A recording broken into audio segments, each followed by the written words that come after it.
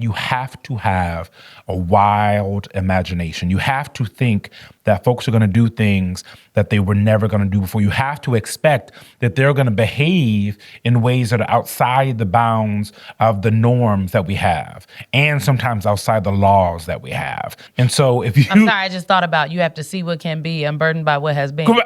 When it comes to these elections and these people trying to steal them. It's a quote that works for many things.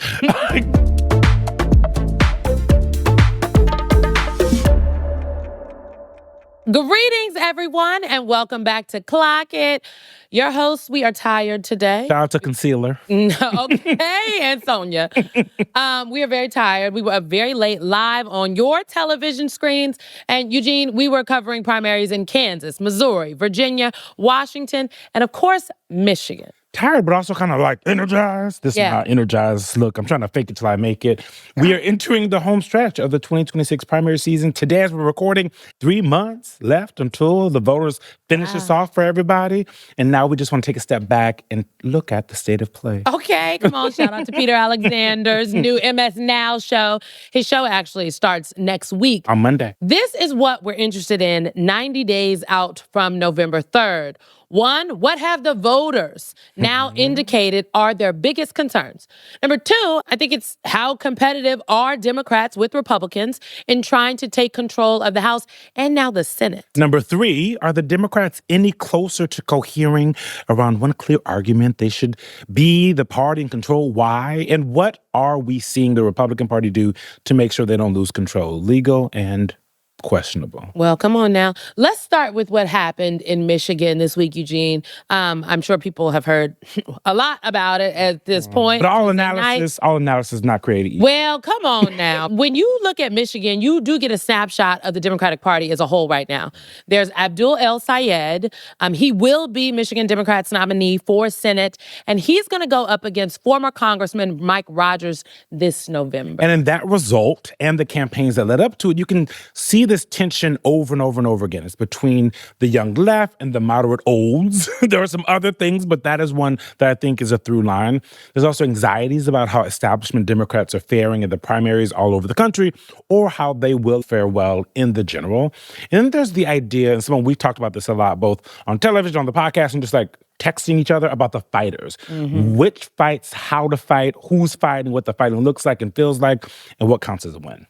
I have a quest for the next 90 days. Yes. Oh, Lord. Or hobby horse. Okay, my quest for the next 90 days is I'm going to make the people define who the establishment is every time they use it, whether it's candidates, whether it's voters, us, activists, us. So when people are like, oh, these Democratic voters, they don't like the establishment, Republican voters don't like the establishment, who is the establishment, right? Are you talking about a donor? Are you talking about the party writ large? Are you talking about the black pastor in the community that's been organizing for 40 years, okay? Are you talking about, like, who is the establishment? Because I do think people are using establishment as a catch-all right now, just like when people say, oh, the Democratic Party. No, what you are usually talking about is a specific party committee or a donor. Sometimes. Or a person. Okay? Right. And y'all using Democratic Party as a catch-all when we need to be specific, because I think then that really helps us unpack and understand what's going on. One of the things I think, the way that I think about establishment, or the way I think... Yeah, what do you mean? Because you use it. I do use it. I do use it. When I'm talking about the establishment, it is one, because I'm talking to voters and activists who are using it. And I think the way that I'm gleaning they are using it is as people who are trying to keep the insurgency from moving forward, people who are trying to keep the status quo, right? That's how I've been using it. I also think it means different things to different people, right? You mentioned a black pastor who's been organizing for 40 years. A lot of people like us would probably not see him as the establishment, right? You see him as an insurgent. I don't know how you could be a black pastor for 40 years fighting for the rights of the marginalized people and be part of the establishment. I also think it doesn't mean anything. Real voters, right? Not like us. Not the people on the internet. Not the people on the internet, but when you're on I'm a real voter. Yeah, sure. No, I am a real... Yesterday, I was talking you have much more information. When I say real voter, I'm talking about the people. Talking about regular folks. Regular people. You are not a regular person, okay? You're fabulous, very well informed. I feel like that was a slur. Into information. That was a slur. No, you are not a regular person. You are a high propensity voter. Okay, I'll take it. And I think when you talk to low propensity voters. And really, honestly, when we say that, that also just means voters who are too busy to be paying attention to every single thing. Yes, let's that's break it going down. Let's on. stop. We gonna make a promise here on the clock. Yes. We We're will gonna not be- define the shit that we will say to y'all. define the things that we're saying because it's very important. Because low propensity also sounds like a slur. It does sound But you're right. Yeah. You're just talking about people who are very busy, who are consumed with their lives, that do not have the time to be in the weeds like we do, but they still care. Yes, they obviously care because they're looking at the money that's leaving their pockets. They're looking at how high gas prices are. They're looking at how healthcare is out of the realm of possibility for a lot of them. They're looking at how food stamps were attacked and money was taken out of the food stamp program by the big, beautiful bill by Republicans. So at the end of the day, the language of it matters, but I also think voters don't think like this. And this is something that has happened as we've gotten older and into you into politics and me more into analyzing and looking at this in a national scale, is that voters don't fit in pretty little boxes. I think the world in which we live in is in such dire straits for all sides of the political spectrum, and everyone feels the same way, but for different reasons. It is because they are looking at everybody being in charge and their lives not getting better or getting marginally better or getting better and then not getting, and then going right back to where they were 4 or 8 years ago. And so I don't think they're thinking about labels in the same way. They're willing to try anything. Oh, are you someone who looks like you're going to change the status quo and make sure I have more money? Are you going to be someone who's going to try to find and get me health care? Are you going to be someone who goes up to Washington, D.C. and does the stuff that you said you were going to do when you asked me for your vote all those months ago? Are you going to be a person that represents me in a real way? And I think that is what voters are looking for. And both sides would do well to stop trying to fit voters in these little boxes because that analysis just doesn't exist. It doesn't work anymore. No, it doesn't work. You have a rant. I have a rant. I feel it. I have a rant. You know what? On the internet, they're calling them yapping videos. Oh, I don't like that. Right? You don't yap. Ha, come on. Okay, now. you analyze. I'm an analyzer. She teaches. I've got an analytical point. Yes. I've got a PowerPoint. As the old black people say, maybe learn you something. Maybe this is now the learn you something Correct, segment, right. folks. The political parties and the campaigns, yes, they have to stop using these labels. I would argue that they are not as concerned and consumed with the labels as the national media apparatus is. That might be interesting. I am so tired, so tired of reading the headlines and the analysis and seeing people on the TVs and on social media talking about, well, what happened on Tuesday in these primaries in DSA and they are coming to take over the Democratic Party. I am just tired of the lazy ass analysis. It's lazy because you know what? There were black people, older black people in Michigan that cast a ballot on Tuesday for Abdul El Sayed. Yep.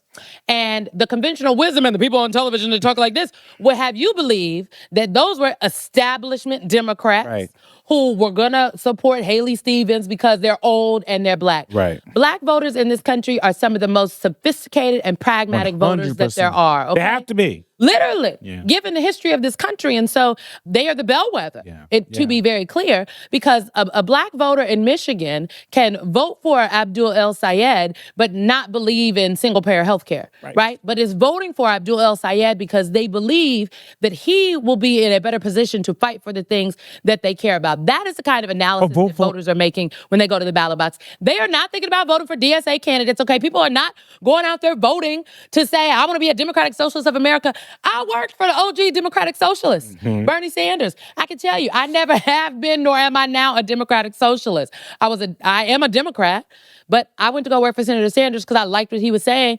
And Why? And when you sat down and heard him for the first time, or the first time they called you and said, you know what, we kind of think we want you to be the one of the press secretaries on his campaign. What was it about it that moved you? Because you did not grow up thinking, I assume, about Medicare for all or thinking about free college. I still don't think about Medicare for all, to be honest. Which you know, a pragmatic, sophisticated voter here. Yes. The thing that said, oh, I would be interested in working for Senator Sanders is because I thought he was making a very poignant argument about the fact that we live in a rigged economy kept in place by a system of corrupt campaign finance. And because of that, X, Y, Z. Now, the thing that I thought was missing in his analysis was race. Right. and how that played into the economics and what was Exacerbates it, happening. yeah. And I said that when I first sat down with him. But I really believed and had experienced that the conversation Senator Sanders was having about housing, just about the need for health care, the fact that things were too expensive, that the people with the most money in this country are just getting away with it free while the rest of us are struggling.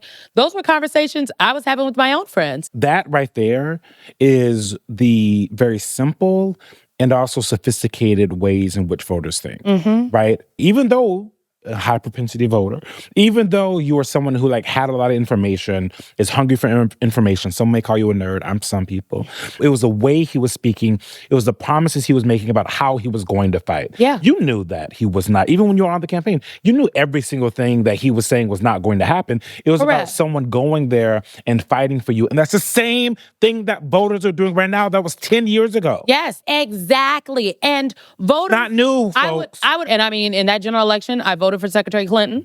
And 4 years later, I went to go work for, obviously, Joe Biden's presidential campaign. And people Against said, Bernie Sanders. Against Senator Sanders. And people said, well, why? And I said, well, I was at the point where I wanted to win. And I also think that that's where a lot of Democratic voters especially are now in this country. They would like to win. And so they are going to be willing to do things and vote for people and, you know, come out in droves in the way that they maybe would not do if they did not feel as though they were in such an existential crisis. That doesn't mean that the campaigns and the candidates from Michigan to Maine to all of these House candidates that are, I mean, there's 68 seats that the Democrats are targeting for the House of Representatives, which is very expansive. 12 of those seats are seats that shouldn't even be in play. They're a long shot. They're long shots, Yes. essentially. But because of the national environment and what Trump has done and not done, frankly, and the prices are very high and Republicans ain't got nothing done, these seats are now potentially viable. And if they can't win, what they can do is run up the numbers. And sometimes I think that people forget is that both the top of the ticket and also the bottom of the ticket can kind of rise things. So if you are a good candidate in Missouri, for example, if you're a candidate that sounds like Jason a fighter, Kander. Yes. So if you're Shout out to Jason Kander for the Missouri folks. If you're someone who like sounds like a fighter, you're gonna go change things, you may get someone excited. You may not win that, but that person may also vote for the other Democrat who has maybe a better chance, right? And so these are the ways in which voters aren't thinking like that, but them strategists need to be thinking like that. The strategists need to get information, as the Queen Bee would say. Can we play what Abdul Al-Sayed said on Wednesday morning after he was announced as the winner? You're not supposed to be able to beat $70 million of outside spending, a record amount of money spent in a campaign against a Democrat in a primary in any campaign. You're not supposed to be able to beat that. And what we showed is that the power of our many is greater than the power of their money. What we showed is that if you're willing to build a movement brick by brick, if you're willing to go and travel your state and have the conversations in rooms big and small, starting in moments when people aren't even paying attention to an election, but are paying attention to the price of gas and the price of groceries and the price of housing and the price of healthcare, that you can build a conversation that builds into a movement that defeats Goliath. This is what you all showed.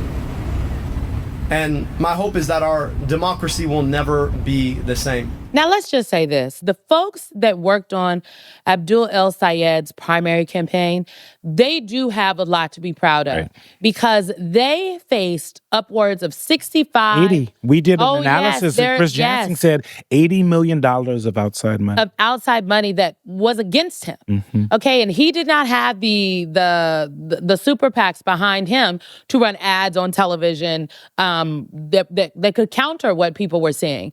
And so to face $80 million in a primary is no small thing. And With to a name come like, out- and this is what he Abdul says. El-Sayed. This is what he says. Have a name with all these letters. They're gonna point at me, they're gonna point at my name. It's like, well, he's different.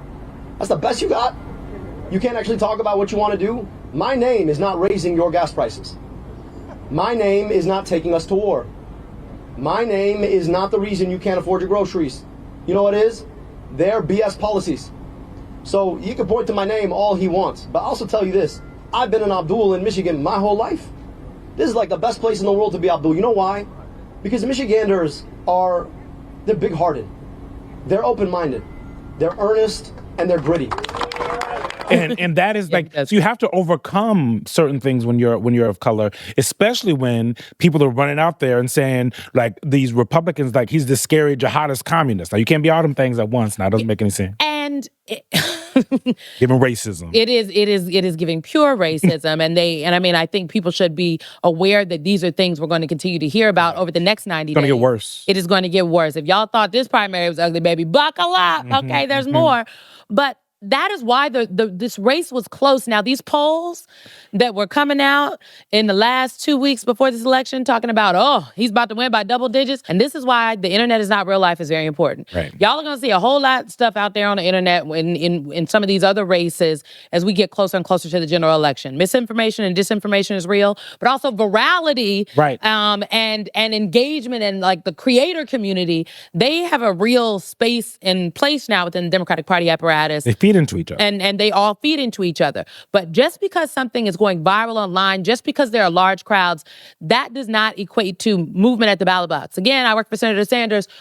Crowds don't vote, okay, all the time. Like a large crowd does not indicate you will win, right? So there is something about attention and influence that does not equal power. This is what I'm writing a book about this. Come on now, you will. Come on, don't say I didn't warn you. It's going to be very good. I know. So I just think that is important. So I don't want people to feel like we hate the polls. Polls don't matter. No, babe. No.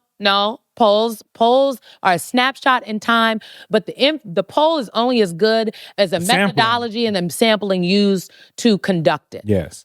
So don't poo-poo the polls, but you gotta watch. I will say the polls that I think are much more accurate are the ones that are issue polls and what those trends tell you. I think it's harder with actual candidates, like polling candidates, because sometimes people don't want to tell you who they want to vote for. They might be embarrassed. They may want someone to think that they are more liberal or more conservative than they actually are. This happened in 2016. A lot of white women were not telling pollsters the truth about that they were going to vote for Donald Trump. And that's why we were shocked by the numbers. As you're saying this, it's making me think polling is actually very important. Because and difficult. And the public polling, but also private polling is very important for campaigns. And you can bet your bottom dollar that the Democratic Congressional Campaign Committee, the Democratic Senatorial Campaign Committee, they are out there conducting polls right now in the fields for these various races to figure out how they can hone that message in advance of Labor Day. Because after Labor Day,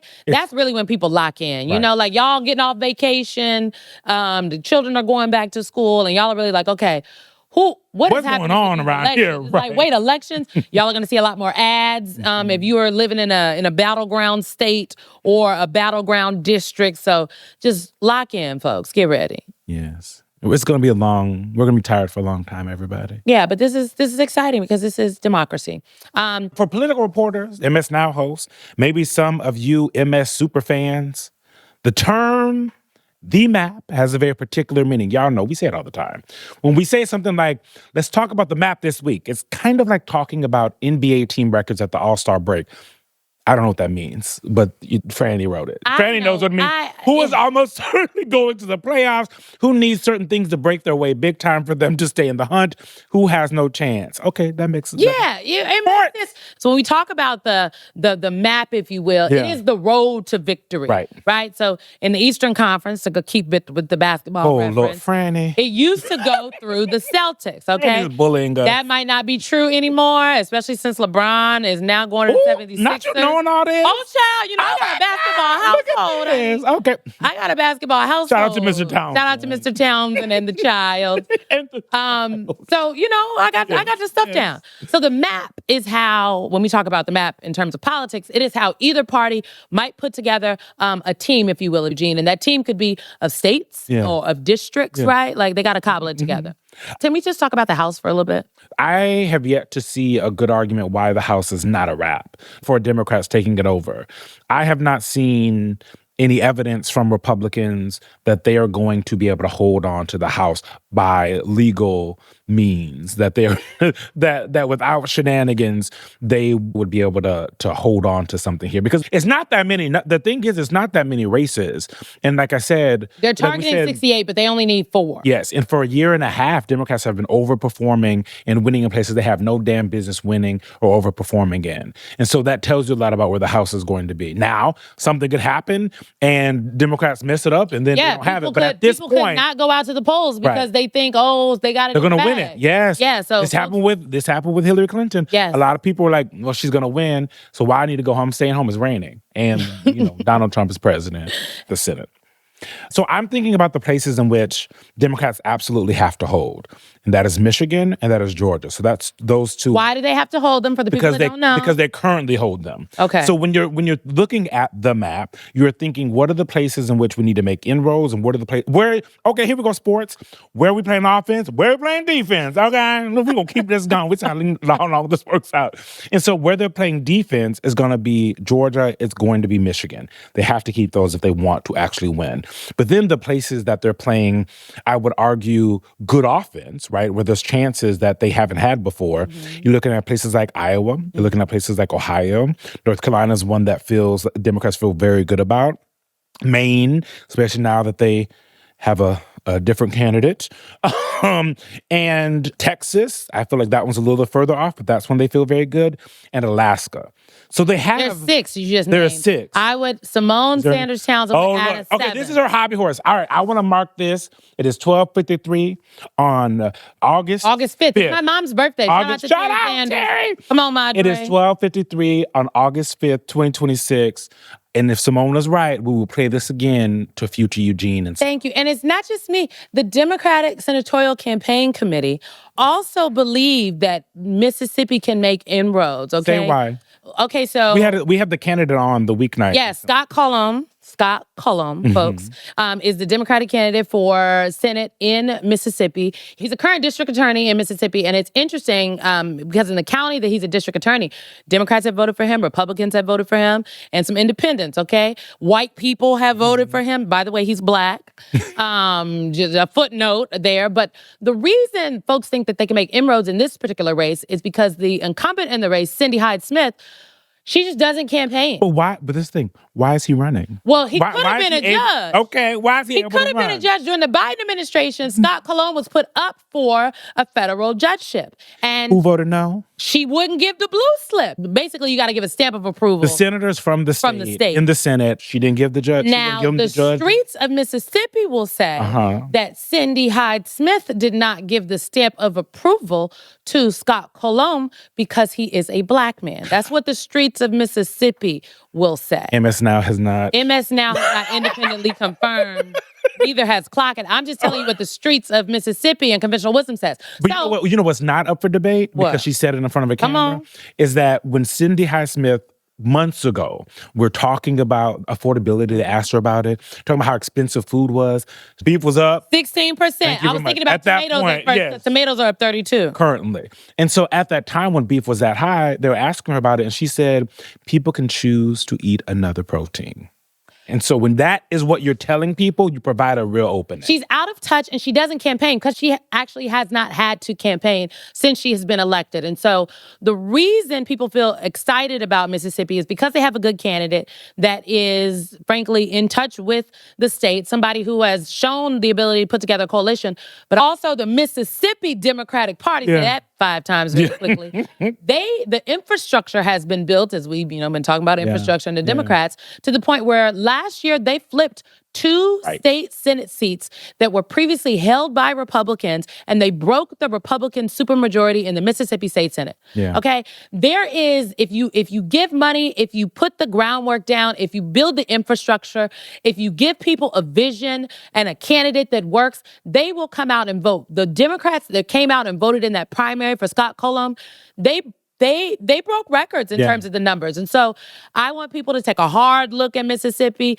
Mississippi could be sending a Democratic senator to the United States Senate A black after one. November. A black one. But you know what? He's not running on being the first. No. He is running on the issues. And frankly, Yeah, when we had him on, because I will say, as a political reporter, you're always trying to get, in a host, you're trying to get people off their talking points and off of really trying to get them to, you're trying to get to the essence of who they are. Yeah.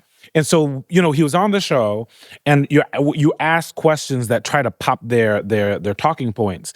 And sometimes you start to realize that, oh, these aren't talking points. This is how this person actually feels about the issues. You got to connect the why.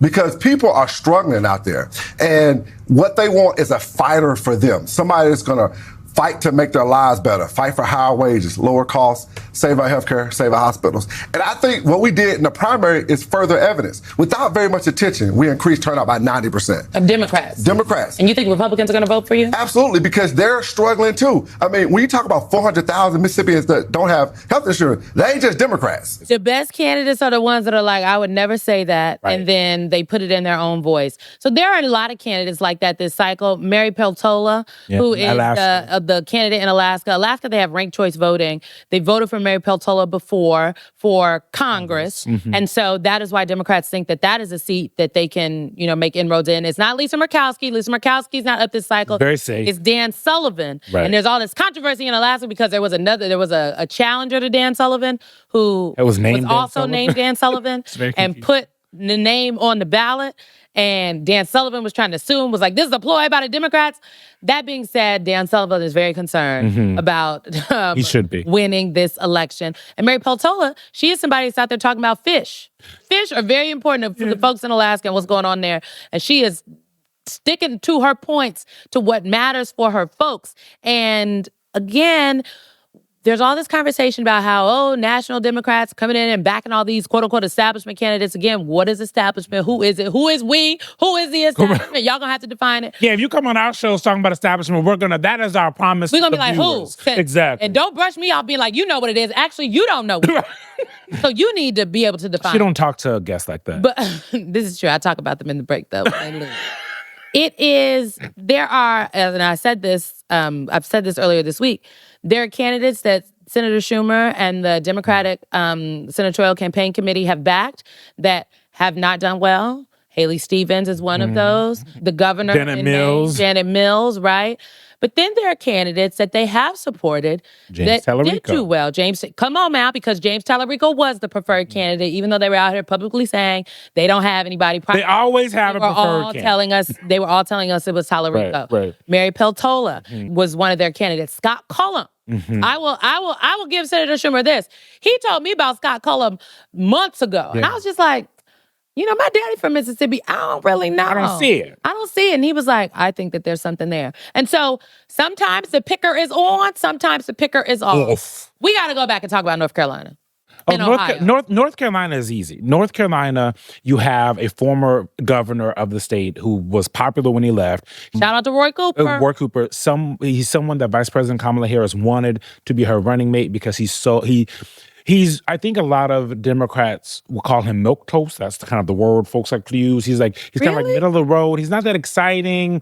He's like an uncle who's like very nice, and he sends you a note for your birthday and maybe $20. You know what I mean? But he's not the uncle who will buy you alcohol. He's not the fun uncle. Governor Cooper is not the uncle that's going to buy you alcohol. Uncle, You're right. You're he's right. A consistent uncle. Okay. And so he is someone that voters are looking at there and they're saying, oh, I know this guy. He also, in a time in which we're having conversation about the progressive versus moderates, he's someone that voters see as like, oh, he's going to go and like try to pass some bills. You also have Mike Whatley, who's a Republican there, who, frankly, not a lot of name ID. He was the Republican National Committee co-chairman with Laura Trump. I don't know what that group was, but he was. If anybody ever gives me a job and then makes up a co-chair, I'ma quit. Immediately. I don't care who it is. It's an indictment Let on your them have it. leadership. Correct. They can have it. And so, he is someone that Donald Trump loves, but it does not appear, based on the polling and just the people I've talked to in North Carolina,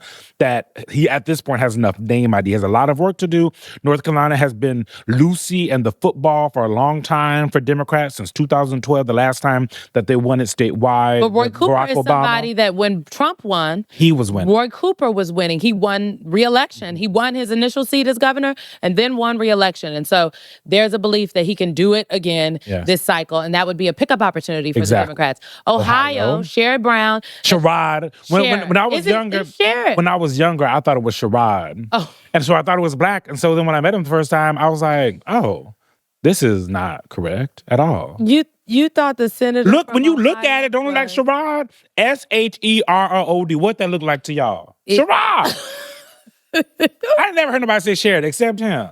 Well, him and his mama, apparently. Sherrod. Okay, but for the people out there, it is Sherrod. It is Sherrod Brown. Sherrod. He used to be the senator representing Ohio for a very long time, weathered a lot of different storms. He's someone that, again, is a candidate that's very authentic, connected to the state. Republicans have voted for him, Democrats, independents. He lost his race the last cycle. 2024? In 2024, crypto spent a lot of money against him. They didn't run ads on crypto. They ran ads on everything and their mama else. But it was the crypto guys who were really backing this super PAC because they wanted Sherrod Brown out, because if Democrats held on to the Senate, he would be a very powerful senator that could make, crypto's life hell and do some regulation. I would argue we need some regulation, but here we go. He lost. Yeah. So now he's back. Ohio used to be a place that was very competitive for Democrats, as you said. In recent years, it has slipped out of competitiveness. But Sherrod Brown is somebody that they believe can get in there and get his seat back. Part of the reason is because the national environment, but also he did run ahead of Kamala Harris. I did an interview with him when I was at Politico after he lost. We did like a long, 45-minute conversation. And he is one of those Democrats who always understood that it's the economy stupid. And that thing is true. James Carville said that in 1991, 1992. Stay focused. Talk about things that matter to people. It's the economy, stupid. It has reigned true forever. There are other topics that get a lot of advice, but how much money people have in their pockets and how much money is leaving is always going to be the best indicator of how they're going to vote. And he seems to understand that he's like one of those he's a gruff talking, like I talk like a regular person kind of senator, or was that kind of senator. And so they feel really good about that. Also, Vivek Ramaswamy is he's the gubernatorial candidate for Republicans, which is crazy. And people feel like, and I've talked to some Republicans there, they're like, damn, we wish it would have been anybody else, because they believe there is going to be an issue with turnout on the Republican side, partly because of him. A lot of things. A lot of energy. A lot of things. Energy for the Democratic apparatus. And this is important. When people do analysis, because the people like to clip it later, like, you were wrong. Look, he didn't go back. Well, in this moment, the energy is where it is. It is up to the candidates and the campaigns and the apparatus to actually make those things true. They have to knock on doors. You can't expect the energy vibes to don't move vote. At all. Vibes. I like vibes better instead of polls. Yes. Vibes don't vote. Vibes don't vote. Because that's really what we're talking about. Yeah. Vibes. BDB. That sounds like a sexually I don't like transmitted that. disease. I apologize, everyone. That was like I don't want to take. It sounded wrong coming out. I'm not gonna lie. We're gonna stick with vibes don't vote. Yeah, spell it out. Obviously Georgia, John Ossoff, Senate. He, in my opinion, is the most vulnerable seat that the Democrats are defending, but he is doing very, very well. And now he's got an opponent that is just terrible. Yeah. But Republicans will vote for terrible by any means necessary. We have seen it. In my opinion, Donald Trump is president. Hello. So it's not a foregone conclusion. The bio doesn't always matter. The bio the resume doesn't matter. There's also a governor's race there. Keisha Lance Bottoms, former mayor of Atlanta. She is the Democratic nominee for governor in Georgia. And Democrats think that, again, her opponent, also terrible, but very wealthy. He spent lots of money. To get the nomination. Appeared with President Trump the last time he was in the state. You can expect him to appear with him again very soon. So there's going to be a lot of money injected into that race. It's something to watch. And then obviously Senate race in Iowa, but also the governor's race in Iowa. We don't talk enough about Rob Sand. Rob Sand is the only Democrat that has been elected statewide in Iowa for literally the last. He starts every single one of his town halls and rallies with America the Beautiful.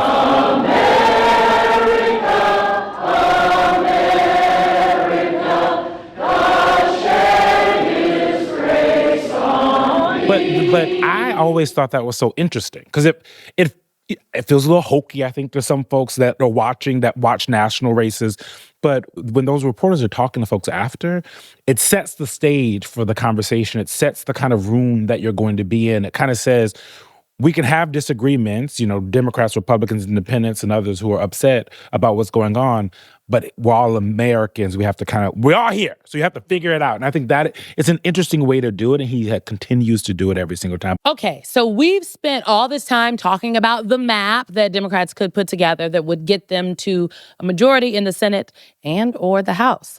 But there is an elephant in the room, because Republicans, their mascot is the elephant. It was a weight joke. Okay. Franny probably wrote it. Look at all this slander for Franny on this podcast episode. That's so crazy. Okay, well, there's an elephant, LOL, in the room. What if on Tuesday night, November 3rd, we are on MS Now because we will be on television. Correct. And our network calls Michigan, for example, or Maine or Texas for the Democratic candidate. And then minutes later, the president gets on his little social media site and says, no, that person didn't win. This election is stolen. When I talk to Democrats and election experts and folks who work on democracy, this is something they believe could happen. A lot of people are looking around at what the administration is doing in the courts, what they're doing in the media, what the president is saying, and they say they're planting those seeds right now. I mean, this was Trump talking to House Republicans on January 6, 2026. Listen to this. You got to win the midterms, because if we don't win the midterms, it's just going to be, they'll find a reason to impeach me. I'll get impeached. And more importantly, he has said other things that are more nefarious and actions are worse, including the FBI going to Fulton County, Georgia, and taking ballots from 2020 while Tulsi Gabbard, the then director of national intelligence, is sitting there looking like a Bond villain with a black hat and black outfits looking in the corner like this. So I think we got another rant and raving about to come. But one of the things that a sophisticated take with energy.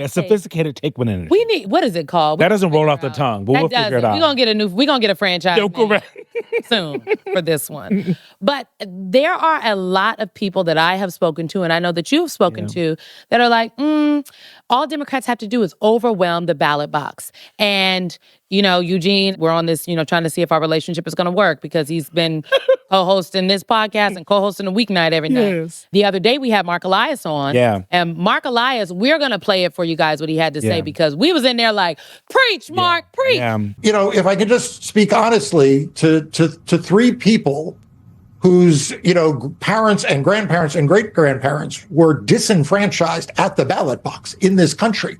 It does not automatically just work out okay. Like we are as a country have a history of disenfranchising voters who we do not want to participate in the electoral process, to deprive them the power of the vote. And yes, that was done on racially targeted grounds for the bulk of American history, And now it is being done in part based on racial grounds, but in part just based on partisan grounds. And so I call this out all the time. Donald Trump and the Republican Party are not looking to just disenfranchise all voters. Why are they doing proof of citizenship? Because it disenfranchises women more than men. Why are they looking to require passports and original birth certificates? Black Americans are less likely to have passports than white Americans. This president, this Republican Congress led by Mike Johnson, who was one of the chief cheerleaders of Donald Trump's efforts to overturn the will of the voters after the 2020 election. Mike Johnson was on the phone with Trump all the time. Mike Johnson was one of the people that signed on to the amicus brief. Mike Johnson was one of the folks who was right there saying, this election was stolen. And now he's the Speaker of the freaking House of Representatives. Mm-hmm. Okay, there is a concern that Mike Johnson could do something to keep folks from being seated. I was talking to someone recently, Simone, and they are a constitutional expert. The Constitution is very clear that there needs to be a new Congress by January 3rd every 2 years. That is in the Constitution. But they feel like there's a loophole in which he could just not seat people. There's nothing He's done it before. Alita Grijalva. Yes. Hello. Yes. She won her election. For weeks and weeks. And they did not seat her. Mike Johnson would not swear her in. And the people of her district in Arizona were without representation. And people of the state were in his behind. They were suing, they were doing all the things.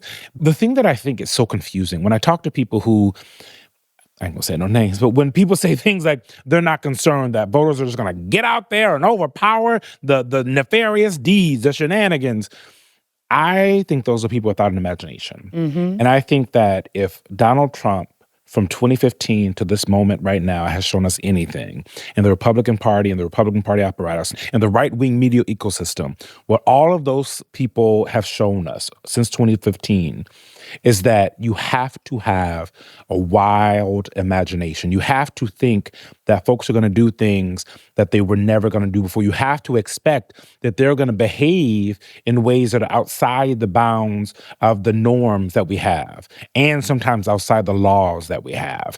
And so if you... I'm sorry, I just thought about you have to see what can be unburdened by what has been.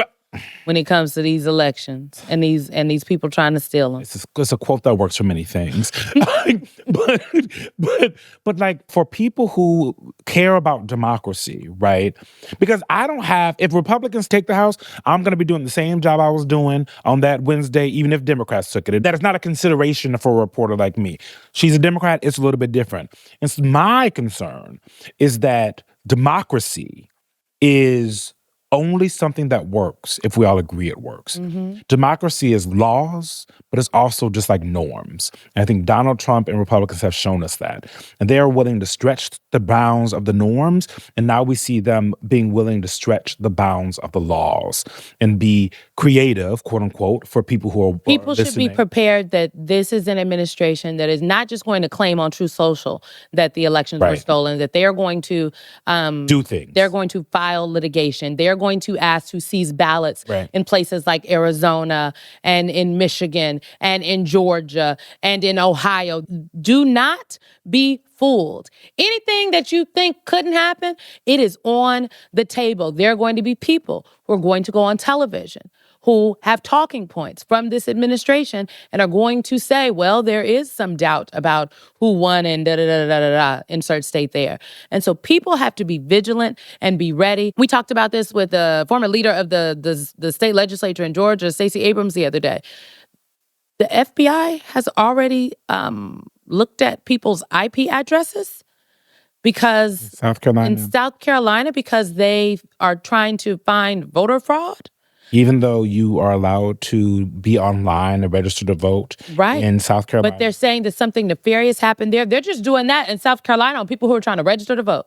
So And that's a red state. And that's a red state. So people have to be vigilant and be ready. And so, yes, I think people have to overwhelm the ballot box. I think people should go out there and vote. Vote for the candidate you believe in. Make your voice heard. Vote early. But voting we can't just stop Correct. at voting. People need to be ready to litigate, ready to fight, and have a strategy. I feel strongly about this because I remember I was sitting in Delaware in our, war room. November 4th, 2020. And What was your first thought when you saw Donald Trump come out? I think it was like 2:30 in the morning. We had a projector Yeah. up that had the Who's in the room? news on.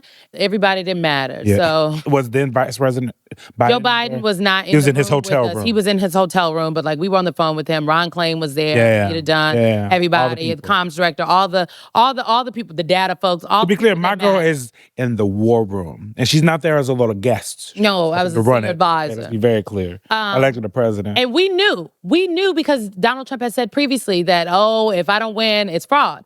But the 'Cause of the problem mail-in was ballots. Mail-in ballots. But the problem was, if people remember in that election, there was a lot of voting because a lot of people voted by mail because it was COVID. And so we did not actually know. Saturday, right? Or we didn't know it was almost a week. So on Tuesday, we didn't know who the president was. Now, the Biden campaign believed that the numbers were going to bore out that we won. But at 2:25 a.m., Donald Trump took to a podium At the White in the East Wing of the White House and claimed that he had won the election. He stood in the White House and claimed that he had won it, and he did so knowing full well that ballots were still being counted in Pennsylvania and all over this country. And aides who were working with him at the time, Alyssa Farah from The View now and over there on CNN, she has been on the record that he said to her, how did I lose to this guy? So it's very important because like the mindset matters. There's a world in which Donald Trump really truly believes that he did not lose. But there's a world I don't in know which if I believe that. I think that he knows he lost the election. Exactly. I think he says things to seed his narrative. but what he said to her was, I can't believe I lost to this guy. Right. Yeah, Not that I don't know if I really lost this election. It's like, oh my God, how I lose to him? Well, also they've been lying to you about the polling, sir. That's how you lost. But the point is that from Tuesday through Saturday, we had one campaign claiming that they had won the election and another campaign every single day going out there in front of the world, essentially, having a press conference in that same war room where we watched the president claim that he had won the election when he did not. Yeah. We had a live stream and we took questions from the press. We had our data folks up there, our strategists, our litigation folks, explaining why the numbers will bore out in our favor and why we believe that eventually we will be the winners of this race and why Donald Trump is lying. The problem with this upcoming election is it's not just going to be one campaign claiming they lied and the job of one other campaign to explain to the press, the media apparatus, that that's not true. There'll be many different campaigns. They're going to claim fraud in gubernatorial races. They're going to claim fraud in Secretary of State races. A dog catcher. In state legislative races, right? Because they care about holding the state legislatures, I think, because they're trying to eventually have a constitutional convention to truly take us back. Talk about post-Reconstruction, okay? So the media apparatus also has to be ready. Are they wargaming? Because I know the Democrats are wargaming, but are the media apparatuses and the news organizations, are they wargaming about what they are going to do when in your state, in your district, when you are on the air that night, a candidate claims that they have won or a candidate claims fraud and it's not true. The fraud is not true. The fact that they're saying they won isn't true. How are you going to handle it? You cannot give credence to the lies. You know my concern? I'm someone who started my career in local media. And the lack of resources from when I was there in 2012 and years after, the lack of resources, the ownership, right? When I was at KOA in Colorado Springs, we were owned by like a family company, Cordillera Communications. And you were able to operate with a level of resources and a level of kind of trust that you would be able to do the right thing, that you would follow the facts, et cetera, et cetera. Now we live in a world where right-wing folks, right-wing billionaires and their organizations are buying up a lot of local media apparatus, whether that be TV or whether that be print, or closing it down. And so there are maybe, on that Wednesday morning, people that wake up and have no damn idea what happened. They have nobody that's able to fact check. There's no political reporter at the blank Times who can say, we're still waiting to hear. We heard what Bobby said, but we still don't know. The AP hasn't called it, whatever. And so the American people are at a disadvantage. And I don't think that the founders anticipated like a wannabe dictator.